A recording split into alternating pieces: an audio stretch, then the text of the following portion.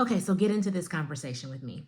The other day on Facebook, I made a post that said, by the way, telling growers that their corn needs to be spaced 12 inches apart is elitist. You do not need land to grow corn. And overall, the response was really good. People were excited to know that, oh, really? I didn't know I can grow corn.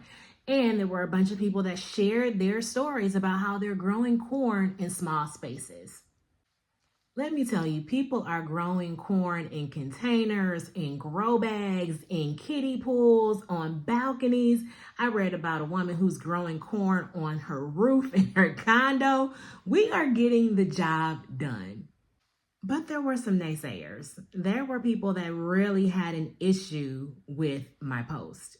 Someone flat out challenged me to honor these new ways of growing without disparaging and disrespecting our ancestors' practices.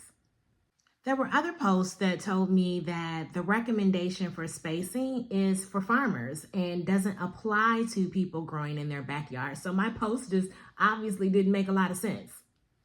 And then there were those that took offense to the word elitist and said that sharing best practices is not elitist.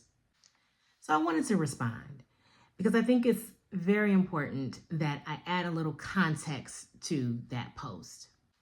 Elitism is simply the idea that certain people's ways of doing, beliefs, are more important than others, are better than others, just because of who they are.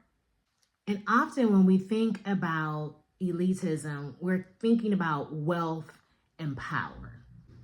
And what you see in a lot of the content on social media and a lot of our attitudes, even unknowingly, is that we're telling certain people that they don't have the money, the land, the location, or the knowledge that makes gardening accessible to them. It's us promoting expensive tools or designs that make it seem like if you're a real gardener, you have to invest a lot of money into having this gardening space.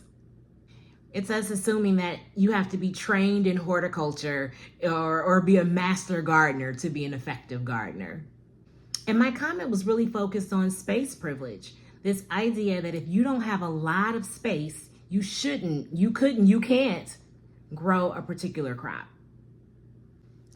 My post was not meant to be disparaging or disrespectful to old ways.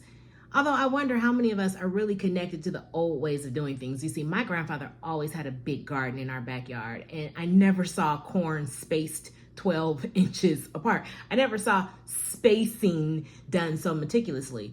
My grandfather paid attention to the wind and the soil, and he planted his crops in his small space, and we harvested food. Every day I sit in Facebook groups with people telling others what they can and cannot do. I even read a post where someone was told to pull their corn out of the grow bag because it will not work, and they should not be attempting to grow corn unless they had the space for it.